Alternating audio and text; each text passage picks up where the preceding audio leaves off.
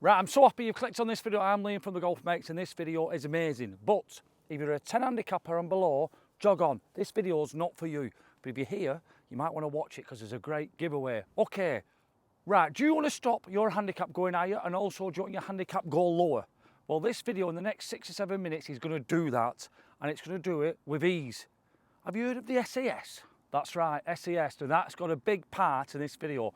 But my friends from ShotScope have got this amazing facts. These are facts. This is not like, oh, do this. These are facts, right?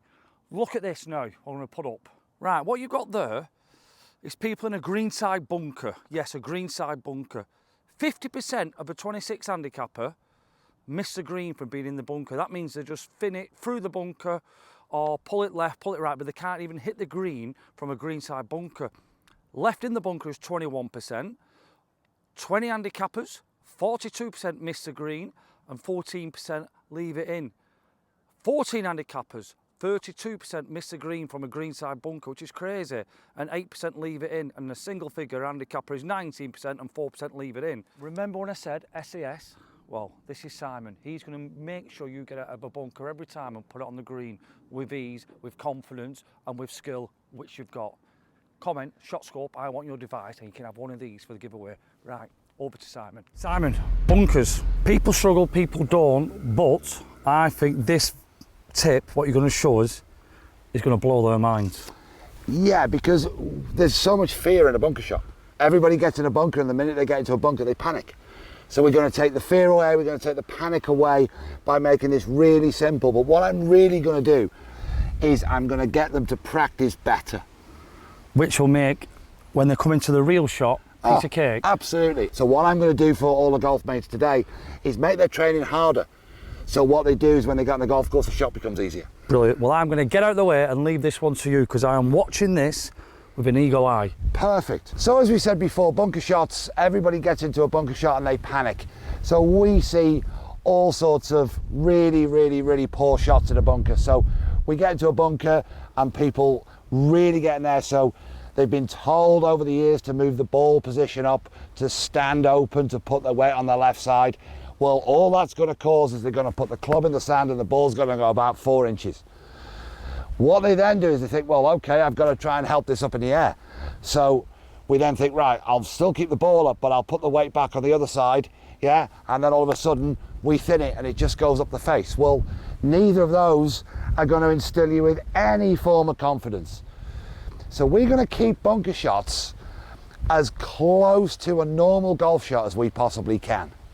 So first thing we're going to do is we're going to open the club face to about a 1 o'clock position. So if you imagine the leading edge there is at 12 o'clock, we're going to open the club face just to 1 o'clock before you put your hands on it. Now that's not to get more loft.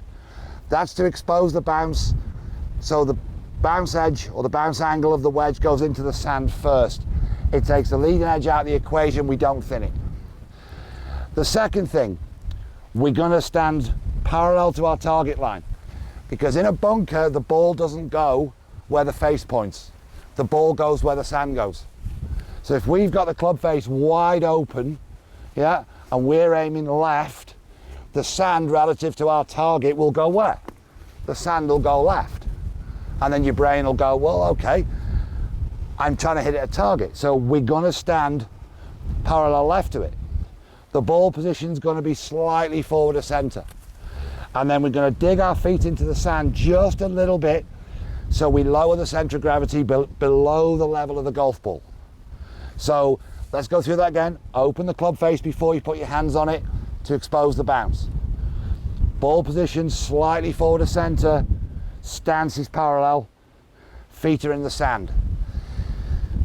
Here's the real key with bunker shots, and it goes back to our grip and arm pressure drill, because we know when our arms get tight in the golf swing, we end up not being able to get the club back to its low point. So the minute our arms go tight, we end up hitting the ball thin and the thing just runs up the face and barely gets out of the bunker. So once we've got the setup correct, what we're going to think about, we're going to think, right, okay, let me go back and find 1. Let me go back and find 3, 5, and then 3. Okay, so when we do all of that, We're going to keep those arms at the same pressure, and that ball's just going to pop out the bunker and roll towards the flag. Now what we said was, we're going to train like Navy SEALs train, so we have an expectation to be able to hit that shot. We've now got to make the training harder. So what we're going to do, we're going to switch out from a 58-degree wedge to an 8-iron. Now your 8-iron still has a bounce angle. It's a lot less than the 58-degree wedge, but if we set that up exactly the same, and we keep the arm pressure correct, that ball's still going to come out exactly the same. As long as your arm pressure is correct, as long as the setup is correct, as long as we keep the arm pressure constant, that ball with an 8-iron, it's obviously going to come out a little lower, it's obviously going to run a little further. But if you can do with an 8-iron, when we then go back to a lob wedge, because we have more bounce and because we have more loft, the shot becomes a whole heap easier. Does your confidence rise as well, Simon? Because if you can do it with an 8-iron, you can do it with your lob wedge. 100%, because if we make the practice harder than the game that we play, when you go back to doing it with the normal club that you normally play the shot with, your belief is higher because you trust the technique. Yeah, you will, because like again, if you can do it with an 8, you can do it with 56, 58, I mean, 60. we've all seen at the British Open where these guys getting bunkers with 4-irons. Yeah, I'm not suggesting in any way, golf mates, that you go in a bunker with a 4-iron at your practice facility, because there might be other people around and it becomes a little dangerous. But if you can do it with an 8-iron, when you then go back to the lob wedge, it becomes so much simpler. And again, like you said at the beginning, you've took away that fear. Yeah, absolutely. Well, the problem is, simplicity is the answer to complexity. Yeah, so the simpler we keep it, the better that we're going to be able to repeat the skill. And that's really what golf's all about. I'll be honest, they're watching this, and I'm just going to leave a comment here. You're some teacher, mate, and if you want a lesson with Simon, his details there. Golf mates, we'll see you next week for another lesson. If I can take in what he's saying, I'm going to be playing on the tour in 3 weeks. Maybe a month.